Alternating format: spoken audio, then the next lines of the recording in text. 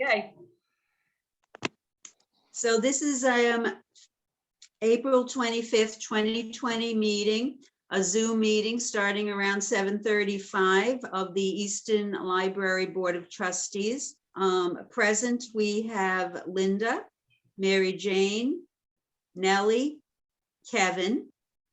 Absent is John, Peter, and at this point, Patricia, who may be. Patricia just popped in. Okay, so strike that comment and add Patricia to present. Hi, Patricia. She's waving. So are there any public comments before we begin the agenda? There is no public present. Okay, so we'll go right ahead then with our meeting. So we'll talk about the minutes from February 21st, 2022. That was a regular meeting. We received the minutes from Nellie. And is there any questions or corrections on the February 21st regular meeting minutes? I just want to step in that, Linda, I got your feedback about changing. I had put the next board meeting will be March 21st, followed by the annual meeting, and make sure that I changed that it wasn't a board meeting, but the annual meeting was March 21st, followed by the annual meeting followed by the, I just totally confused myself. Organizational meeting. There we go. Yeah, that makes, so that's fine. So we have one correction from what Nellie sent us previously, Yep. which is the last line of the minutes, just announcing that the next meeting would be the annual meeting and the organizational meeting. Yep. So with those corrections, is there a motion to accept the minutes as corrected? I'll move to accept the minutes as presented. That was moved by Patty, seconded by Kevin seconds it. Kevin. All in favor? Aye. Aye. Any opposed? Any abstentions? So we'll accept those minutes. The next set of minutes we need to accept is from the organizational meeting on March 21st, 2020. We've all received a copy of them from Nellie. Is there any corrections on the organizational meeting minutes? Oh. If not, I make a motion to accept the organizational meeting minutes. Can I have a second? This is Mary Jane. I'll second the motion. All in favor? Aye. Okay. Aye. Any opposed? Any abstentions? We'll accept those minutes then from the organizational meeting of March 21st. Next on the agenda is the treasurer's report. Peter has sent us all a copy of the treasurer's report. He wanted us in particular to note that one change or a difference to note in these reports is that it includes grant income, which is unusual in our report. The grant income is $8,022, and he wanted us to understand that $7,272 of that was from New York State through Carrie Warner, and the $750 is from a Stewart's grant that the library wrote for our summer reading program.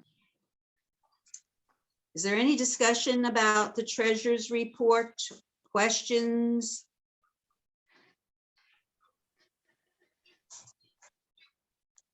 Comments?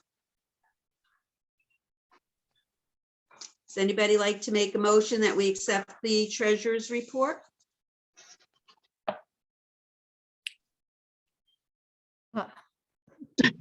Go ahead, Kevin. I motion to accept the minutes as stated.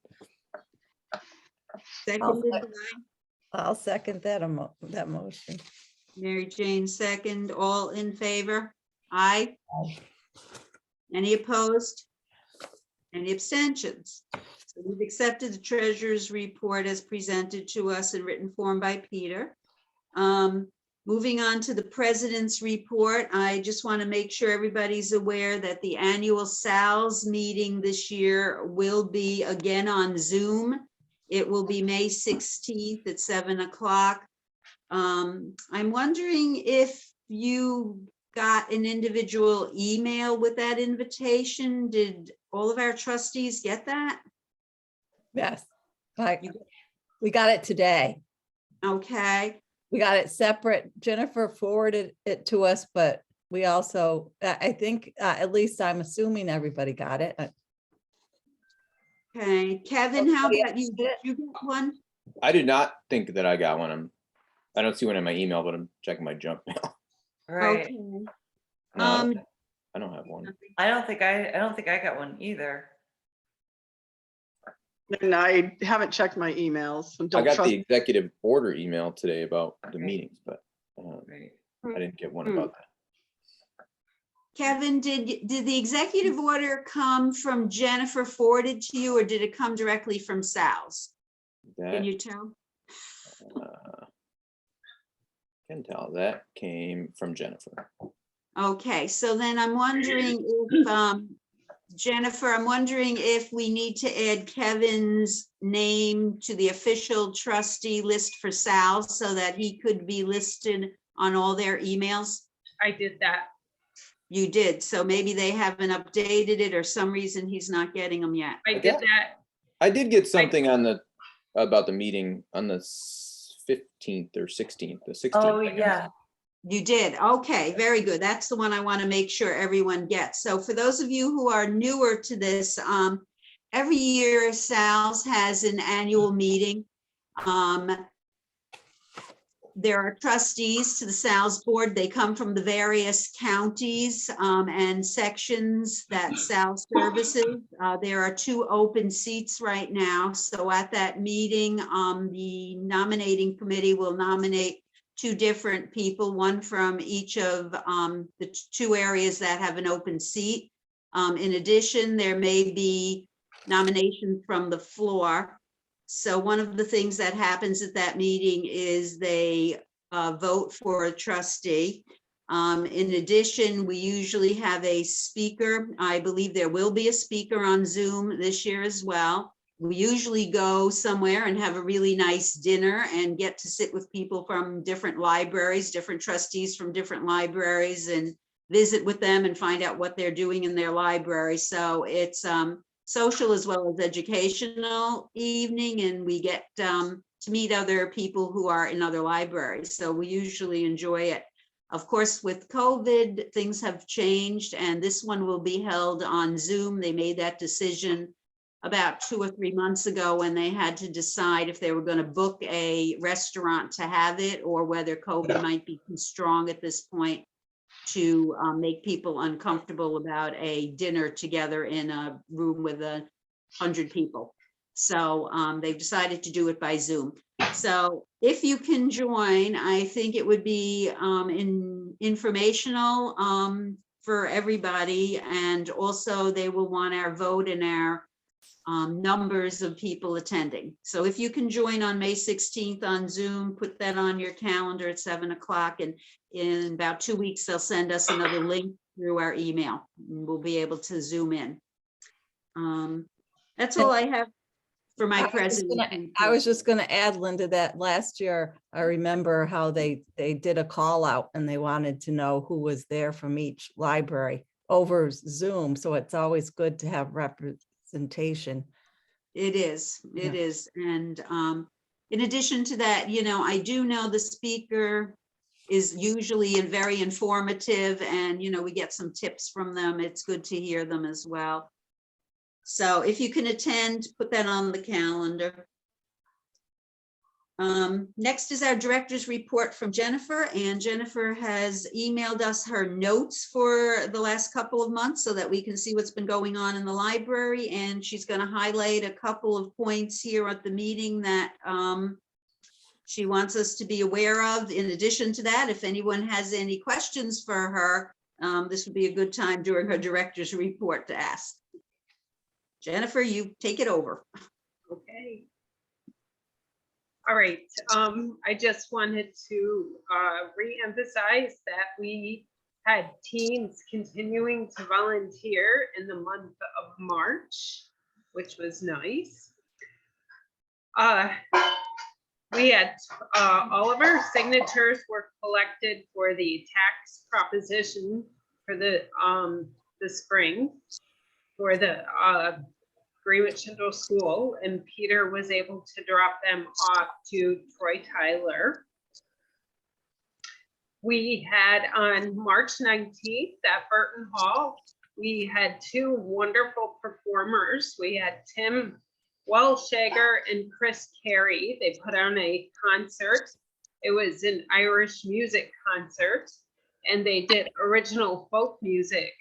And it was a very successful event. The weather turned out to be lovely, and we had 40 people in attendance. It was quite nice.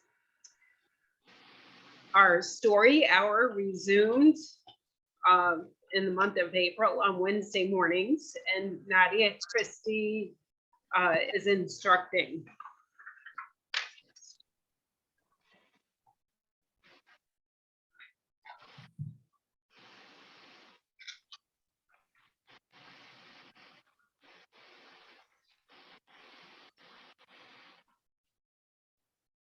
Wanted to mention that we did receive money from the Stewart's Holiday Match Grant. They were very generous again to us, and that is going to be for one of our summer reading programs, and we're going to have Hot Club of Saratoga in July.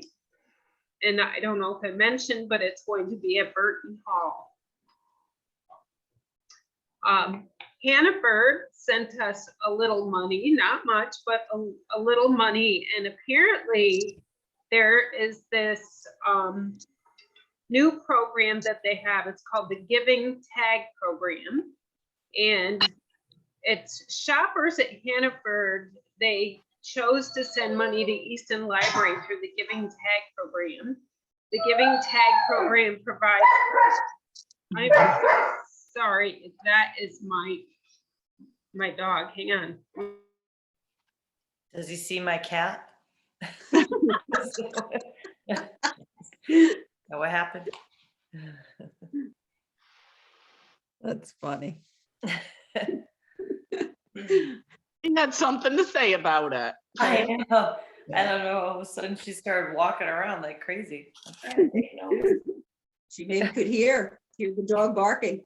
Is that what it was? Yeah.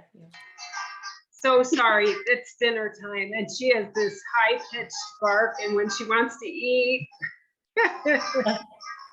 Okay, so I can't remember where I was, but The long Giving story Tag short, program. there's this Giving Tag program at Hannaford, and proceeds go to the Easton Library, and I'm sure you read about it in the notes. So it's, and I think it's an ongoing program, so, which is nice. So I think in the future, if people choose to donate to the Easton Library, we can benefit from it. So, which, you know, I was totally taken off guard when we got the little check. So Was Then- $3 accurate? that's what they sent, That was- dollars, yeah. So go Because figure. it said like if they make more than $5, they send it, and then they sent you a $3 check. So I was confused about I didn't know if it was. Yeah, they 30. have to get to a certain money amount, and yeah, I don't know, but. And then one exciting thing I think is that we now have online library card application button. So people can just go to our website and click on this button and sign up for a library card, which is kind of cool, easy peasy. And we also now have Heritage Quest, which is a slimmed down version of Ancestry.com. And that is located under For You on the website. And one final thing is that I got a message from Sal today that our library's 2021 annual report has been approved by New York State. So, hooray. Yeah. Congratulations, yay. That's the final leg of the journey. So, Well done, well done. thank you. And that sums up my report for today. Thank you, Jennifer. You're Does welcome. anyone have any questions about anything else? I was just gonna say how happy I am that we have the Hoopla app. And so I just wanted to say that thank you, Jennifer, for bringing that into the library. You're so welcome. It makes me happy. Yeah, you know, I get so over enthusiastic when I tell patrons about it. And, you know, they look at me funny, and then when they try it, they're like, you know, like you know, they are very happy. I find I look for a book on Libby. I can't find it. I go to Hoopla, it's there. It's there. Yeah. They may not have the most recent, you know, they told me right off, you know, our stuff may be a year old, but you know, if you're not looking for brand new things, it's, I think, easy access to other stuff. Yep. Okay, so we'll move on to old business then. Under old business, we have the Farm to Library program. So Jennifer, do you want to give us an update on what's going on with the Farm to Library? Okay, so you all saw my very lengthy notes about the Farm to Library program from Erica. And I'm just going to highlight some of it, which I think is important. The Farm to Library program is a collaboration between SALS and the Comfort Food Community Food Bank in some of the member libraries. And they have 4 goals: to reduce food waste, improve food access, lessen food insecurity, and to build relationships with people who might benefit from adult literacy programs. So, you know, that when Erica outlined all the things that libraries are responsible for, you know, when I first looked at it, I was a little overwhelmed. But, you know, at the same time, I think that it's doable. And I think that this is an important thing for us. I think being that we are in a population that there's a lot of seniors around, they might benefit from it. And we are in an area that has no like local food areas. Like, you know, if you go to Greenwich, they've got like a little market in Greenwich, and you go to Scotticook and they've got one down there, and they've got some in Cambridge, but there's nothing here in Easton. So I think that if I advertise and the word gets out, I think over time, you know, people will become more aware of it. I know that the big stumbling block was picking up the food, and thank you to the Sheehan's very much for saying they would do it. And thank you to Nellie for saying she would help out on those times when the Sheehan's can't do it. And if all else fails, if Nellie can't do it, when the Sheehan's can't do it, you know, I will try to come in, or one of my staff members. So I think there will be somebody to, I think, always, it's a once a week thing. It used to be twice a week. So I think once a week is manageable. Yeah. And, you know, so I think it'll work itself out. And it's not 12 months of the year. It's, I think, maybe 10 months of the year. So I don't know. That And the biggest expense is going to be, of course, the refrigerator. But I know that, you know, we got that money from Carrie Warner. So that might be a good way to, you know, possibly use some of that money. Can I So, ask, yes, is it a specific refrigerator that we're supposed to buy, Yeah. like a clear one, right? That's what I Yeah. thought. You can't just like go on Craigslist, because I'm like, I'm sure on Craigslist you could buy $100 refrigerator, but yeah, they that would make have, sense. Yeah. they have a specific refrigerator. She sent email. You saw it in the letter. Yeah, that's what Yeah.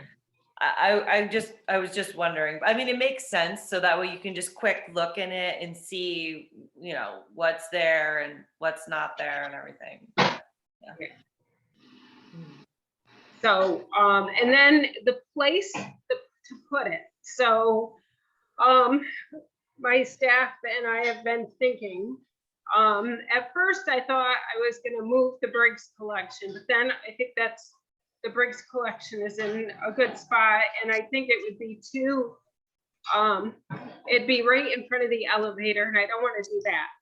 So then my staff member, she said, well, what about by the audiobooks where the copy machine is? So we're gonna move the copy machine. And I think that if we're gonna have to disassemble the bookcase, because I think we need to move the bookcase over a little bit. That's gonna take some effort. And the carpeting is probably got a big, you know, mark there. So it's gonna be noticeable. But I think if we move the bookcase over a little bit and we place it right where the copy machine is and face it, as you're looking at the elevator, as you're facing the elevator, if you face it right there, I think that's a good space. And then we can move the copy machine over where the computers are, because now that we have those minis, the mini computers, they take up less space. So I think we can move some things down, because we used to have those big towers, and now we've got these like teeny little computers. So, but I mean, what does the board think? I'm just kind of rambling on. What does anybody else think? I mean, Go ahead, Kevin. go ahead. My one thought is, when I've been at Schuylerville, when they had theirs, when I lived in that area, they always had so much food, like way more than fit in the fridge. So we might need a table too, and not a huge table, but they constantly had like boxes on the floor that you had to not sort through, but I think that they underestimated how much food they were going to get from the program. So it might be good to have a spare table also next to the fridge to put something on. So it's not lying on the floor. Question, Kevin. Do you think that, I mean, I know nothing, I'm gonna have to ask Erica, but do you think we have to take that much food in the beginning? You know, I mean, I was gonna kind of ask Erica that. I was gonna say, are you mandated to take a certain amount of food, or can you just take, you know, as much as that fits in the fridge at first, just to start out? Yeah, I'm not sure what they're. I can tell you, when I would go to Schuylerville, they'd be like, please take some food. We have so much food. Yeah. It's not, and I always thought it was based on need, which, you know, we were emailing about, and they're like, no, it's for anybody. Take as much as you want, like handfuls of kale or apples or sweet, whatever. So they were very much like, we don't want it to go to waste, and we need it to go out. But I don't know if they were getting too much and they had an allocated amount that they had to take. I'm not sure of that. Okay, yeah, I'm gonna have to ask that to Erica. I've got a Zoom meeting with her, with a group of us, library folks in May. I think it's May 11th, between 11 and 12 a.m. So that's one of the things I'm gonna ask. I think Kevin's point is well made, because either in any literature that you sent me, Jennifer, or literature that I read, it did say that in addition to the refrigerator, you should have some attractive looking baskets or something in which to put maybe potatoes or things that would not have to be refrigerated full time. Right. So I think, they anticipate that you are going to get more than a refrigerator amount. You're going to get other produce that maybe doesn't have to be refrigerated 24/7. Okay, like potatoes and. Yes, even apples, maybe, Apples. whatever. Yeah, I they don't really know. Yeah. So in Schuylerville, is it in a more trafficked area or non-traffic area? Like, if you've been in that library, it's like right when you go in on your right, you like go through the vestibule, and right when you enter the library on your right, it's right there, near their computers as well, actually.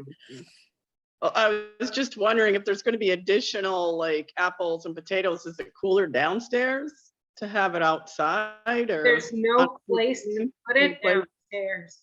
The place that I thought would be perfect, like on the back wall of the meeting room, there's no plugs, no outlets. And we can't have it near the exit door. There's an outlet there near the exit door. We can't have it blocking the exit door. Right. I'm just like, Well, we'll take it as it comes, like in August, probably August, September, that's when potatoes and there'll be times when we'll have more food than others, and we can kind of figure it out when we get to those places. I have been thinking about maybe reaching out to Aaron and seeing if he could reach out to people who work on the farms that might not have the opportunity to garden because they're milking cows all the time. And could that be, some places that we make special invitations to see if, there would be interest in that area. And I'd even be willing, I can't pick up things during the day, but I know we want people coming into the library, but if we find that people are interested and we need to deliver the food in the evenings, like especially to elderly people that might be interested, that's something that I would be willing to do.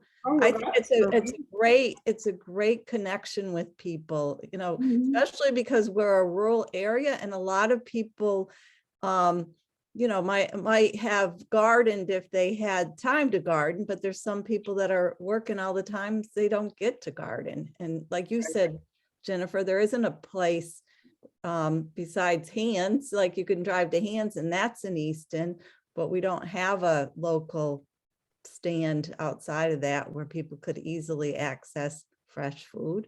So I think it's a great idea. And I think it's a great idea to work with Comfort Food too. Thanks. Yeah, me too. I was so excited we were accepted. I was kind of devastated in the beginning when I inquired about it, and she was like, well, Erica kind of like knocked me down about it. I was like, well, we're not sure if we, can handle another library. And I was like, well, yeah. So, but it all worked out. So. Well, if we do have food that is going to waste, we don't want it like stinking up in the library. We're getting our pigs soon. And I mean, I'm sure for anybody else, but like, if you guys are like, get it out of here, it's rotting and it's stinking, I'll just give it to my pigs, or, I mean, just so it doesn't, so we don't have to throw it out, at least we can at least, give it to an animal. So. Thank you. Good to know. Yeah. Yeah, right. Just for like cleanup crew, because the last thing you guys need to do is to walk in and have a pile of rotting potatoes or something, like. Okay. Yeah. We'll try to get it to them before it gets that point. They don't mind. They won't care. I just don't want you guys to have to be. Okay. No. Thank you. Yeah. Jennifer, I'm thinking, maybe you'll want to ask Nadia Christie to push it with the preschoolers and their parents, let me, make sure they know and kind of encourage them to stop at the refrigerator on their way home and have their kids pick out some fresh veggies or something. Good idea. Great idea. Mary Jane's idea of the dairy farm workers. I know my neighbor grows a huge amount of food in his garden, and he gives a lot of it to over at the Zims farms, and they're so happy to have it. So I do think, Allen Waite Farm is there, and the other guy right up, well, you guys know everybody way more than I do, but all the ones on Route 40 right here. I'm sure there's plenty of local community members that would really be grateful for it, but just might not ever have like a ride to the library or hear about it. They're not going to be on Facebook, or however we put it out there. So yeah, if Aaron is the one that has the connection with those farms, I don't necessarily, but yeah. Okay.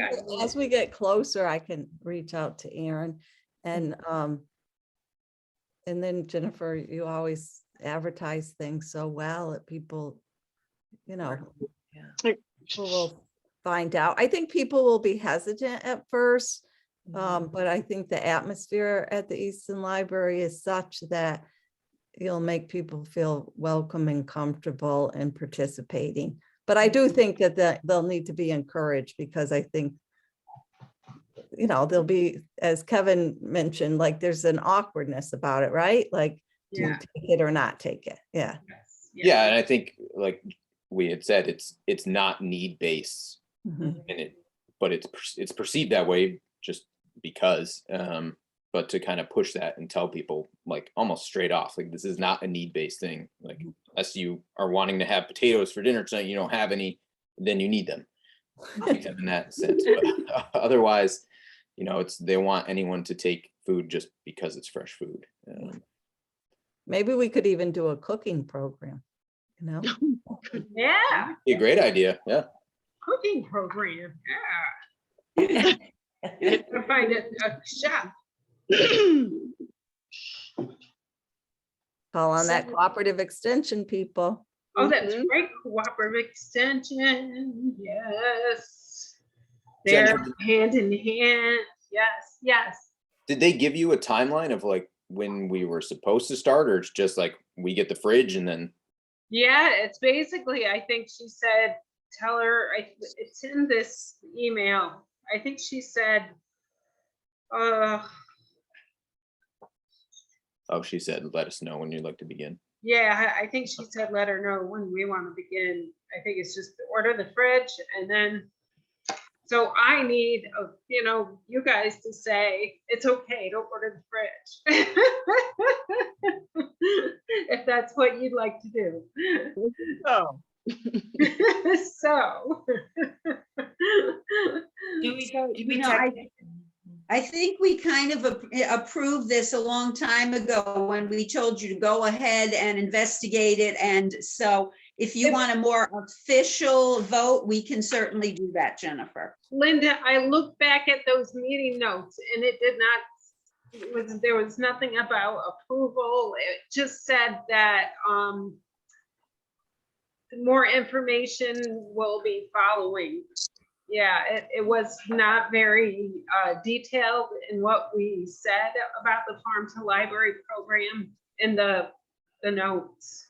All right, so why don't we make a motion, somebody make a motion to participate fully in the farm to library, the farm to library program, with possible reorganization of part of the library space, which may entail having someone come in and move or cut the shelves in half. I'm not sure if you have to have some carpentry done or something, and with the purchase of a refrigerator and table and or baskets, whatever you need to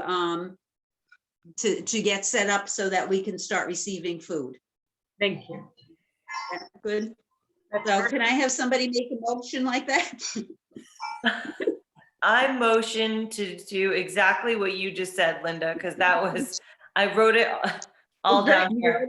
I think I've Good. got that, but including the baskets, the tables, the refrigerator, any necessary carpentry, whatever needs to move things around. Okay, motion by Nellie made to get the farm to library Participate. project underway with those items, seconded by I can second that, Patricia. Tricia. All in favor? Favor? Aye. I, No, Any opposed? Abstentions? So we'll pass that motion and let us know, Jennifer, if you want to discuss it, with anybody individually, or, call us if we need to do anything before the next meeting to get that started. Okay, thank you very much.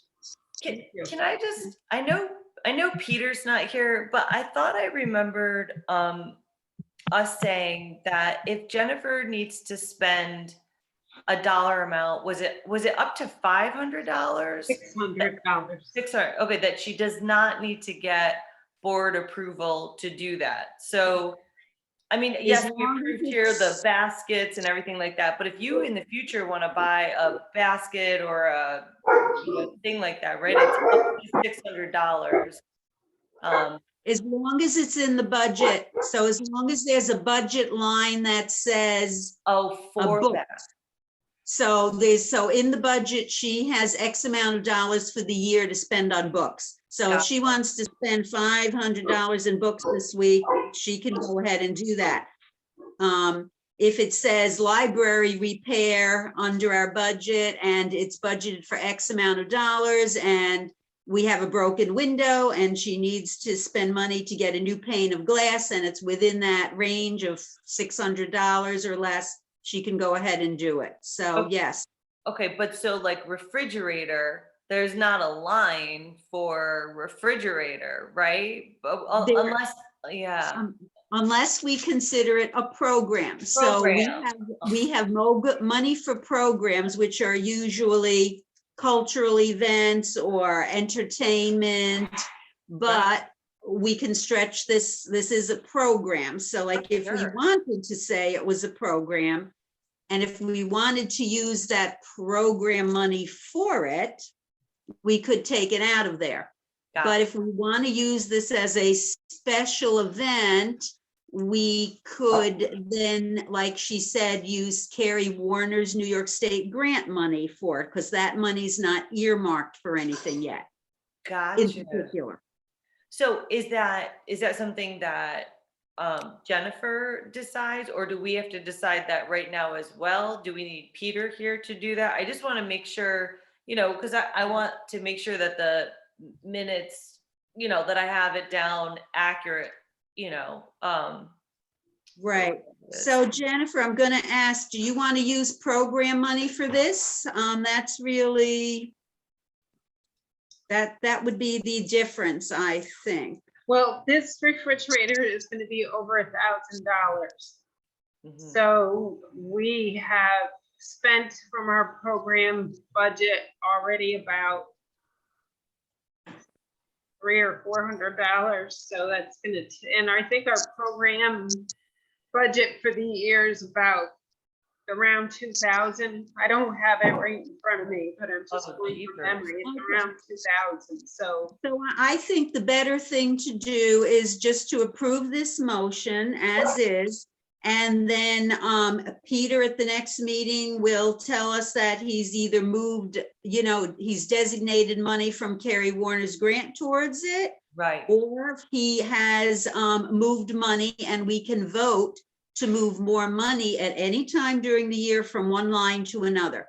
So Yeah. we can always vote, oh, we want more money in the program, but that means we're going to take it out of somewhere else. Right. Right. Okay. So Thank why don't we just approve the motion as is, and then we know we have enough money, Right. either from the program line or from Carrie Warner or from our savings. So Right. we're okay with the money. Right. Thank you for Okay. going through the process with me, just so I can like build a bigger picture of it. Yeah. And I had to go through the process in my head before I could answer you, so. yeah, It's Like, good. let me Good. think that through. Okay. But, so did we, Nellie, did we officially approve that motion? Did we get that far? We Yes. did. You eloquently said it, but I passed the vote, or I put the motion up, and then Patricia seconded it, and then it was passed unanimously. There were no, Okay. yeah, I got that. We're All good. right, thanks. So the next thing under old business, there's our collection policy, and I just have to ask Patty, is there anything to report from the collection policy committee or nothing at this time? Nothing at this time. Okay, and so we'll move on to new business then. We have a public computer discussion under new business. Jennifer, I guess I'm throwing that back at your lap again. Yes, I just wanted the board to know that due to me being away, when I got back and checked my emails, I got this email that said the JA bulk order for computers was due that Friday. And I panicked because I knew we needed a computer replaced and it had been outdated for service. So I don't know if Nellie knows, but Kevin certainly doesn't know. So I'll do some explaining. Each one of our public computers and our staff computers, we purchase through SALS. They do this big group order and they can give us discounts on the purchases. And when we purchase them through SALS, we get service coverage. SALS will, like if something happens to them, they have any kind of technological hiccup, so to speak, I can box them up, ship them back to SALS, and they will have their computer staff work on them, and they'll fix them and they'll ship them back to us and set them back up, and they'll be in working order. So we can do that for 4 years. Okay. And when they do these group orders, they have our computers, I don't know if you've ever noticed, they have little dates on them. And that's how we keep track of the date. So our number, let's see if I can find it in my notes. One of our computers, whatever number, well, here it is. Our number 2 computer expired in December. So if it has any issues whatsoever, we can't send it back to SALS to be fixed. So that's when I panicked and said, oh gee, we need to do this. And so I looked at our budget for computers, and we did set aside $4,000 in our line item for computers, because we knew we were going to have to get computers this year. So Peter told me to go ahead and order it, and I ended up getting a new mini, which is one of those little tiny computers, a Kensington lock and a stand, and it came out to $800. And I see that in my notes, I put $80, but it's supposed to be $800. Wishful thinking. And the price could be more than that, because that's just an estimate that SALS gives us. Or it could be less, but I'm sure, they're pretty spot on with the cost. So, and we'll get them in anywhere from 4 to 6 months. Oh, okay. So when you say the computer expires, you mean it's out of that 4-year kind of, we can send it back and they can fix it window? After yeah, that's right. Okay. Yeah. Okay. So, if something happens to this computer, we decide to keep it, we would have to hire somebody out of To fix Sal's. it, We'd have to get our own private person to fix the computer. right? But I just think monetarily, it's not worth it. Oh, and the other thing, I forgot to tell you, is that Sal's has this huge thing about JA, and we all have to sign this contract about privacy. And if somebody came in from another computer company, I don't know how that would affect our JA contract with them, Yeah. you know, because there's fire walls and, Right, Sal's has all these things set up for us, and, I don't want to be responsible for somebody coming in and doing something that they shouldn't be doing. yep, totally understand that. Yeah. So, would you like a motion to buy this new computer, Yes, Jennifer? I would, please. All right, I'd like to make a motion that we buy a new computer from Sal's to replace computer number 2 Yeah. that's out of service warranty with Sal's and needs to be replaced. Can I have a second? I'll second that. Mary Jane. Mary Jane seconds it. All in favor? Aye. Aye. Any opposed? Any abstentions? Okay. The next thing under new business is to discuss the remote policy. I think you all have been receiving emails from Sarah about the remote policy. So very briefly, we have been allowed to have video calls during the pandemic. Up until the pandemic, all of our library meetings had to be held in person. People had to be present. They could not be on a telephone if they were a trustee or on a computer to participate. New York State is now offering a split type of meeting where you have to have a quorum in person, but a trustee can meet from their home or another location if there is extenuating circumstances such as an illness, having to take care of a child or somebody else in the household. However, in order to participate in that type of meeting where we approve that we would be willing to have split meetings, we need to adopt a policy to say that we will have those type of meetings in the future. Sal's is still continuing to research that. There's a number of questions about exactly what some of the language means. They have not completed their investigation. Sal's has not written their Sal's policy to enable this yet. So at this point, it's new business. I don't feel that we have enough information to go ahead and write a solid policy. But I think it's a good point for us to discuss if we want to entertain that idea. If we are interested in developing a policy that would let a board member meet from home if an extenuating circumstance were to happen, or whether if you can't come to the library, then you can't be at the meeting. That would be our choice. So what's your thoughts on this? Any preferences of what you want to do for in the future?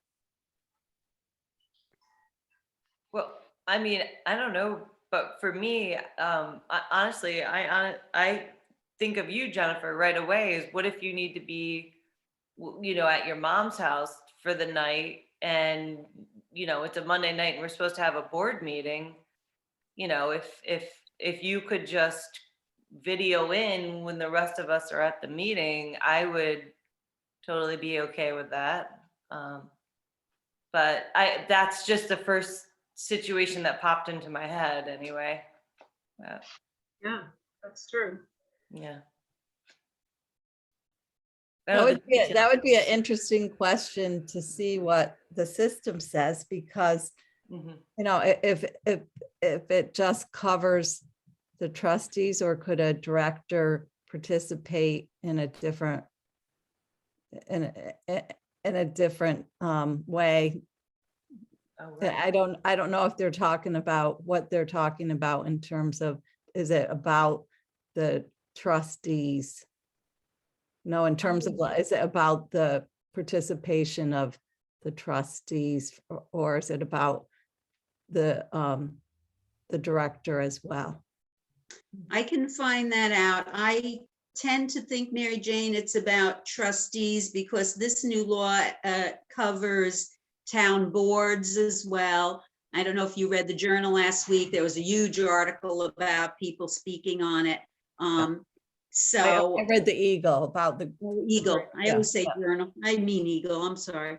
yeah, And so, you know, I think the law actually is pertaining to the members of the voting body.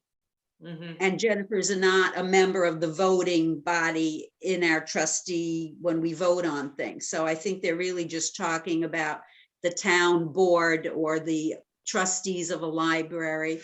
I'll ask Sal's about the director piece, but I think they're just trying to narrow it down for, do you want your meetings to be held only in person, or are you willing to have somebody meet from outside the location?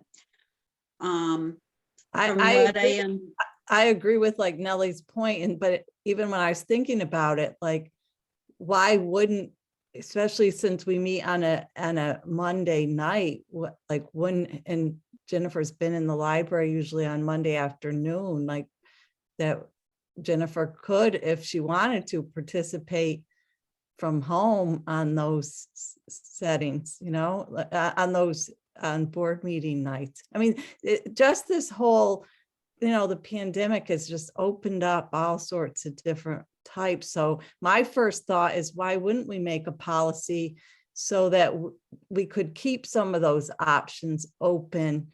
Right. Because of caregiving and because of, you know, the complexities of life, that there are times where somebody might be wanting to participate. You know, just one individual, where a quorum could be in the library. Mhm. Or if we didn't do a policy, would we just shut off that opportunity, which has proved to be sort of convenient, right? I don't think we, I look forward to meeting back in the library and in person, but I also like the idea of keeping open that somebody that had a certain caregiving or responsibility or emergency could participate.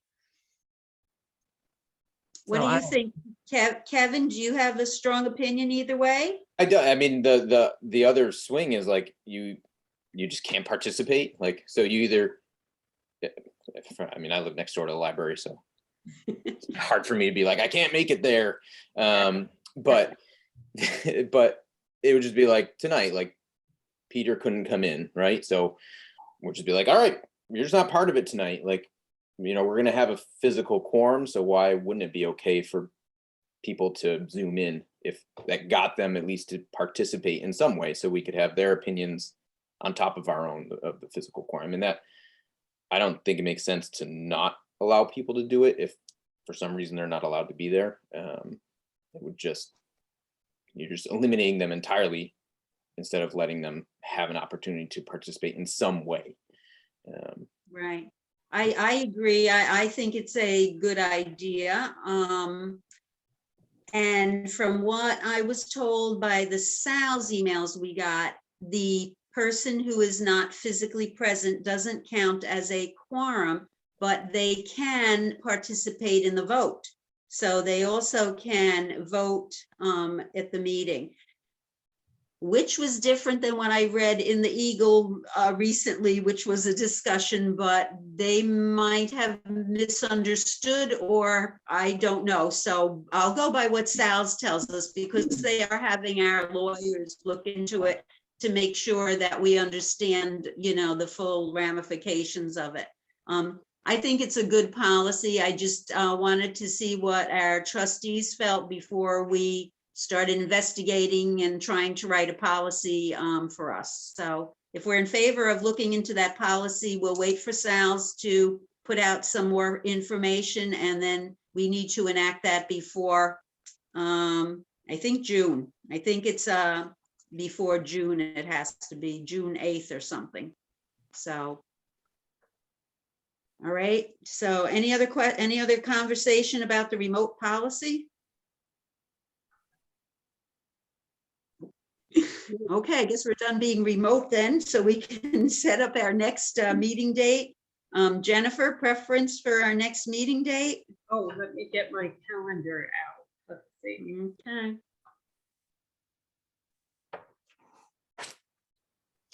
Oh, goodness. So we're talking about May here.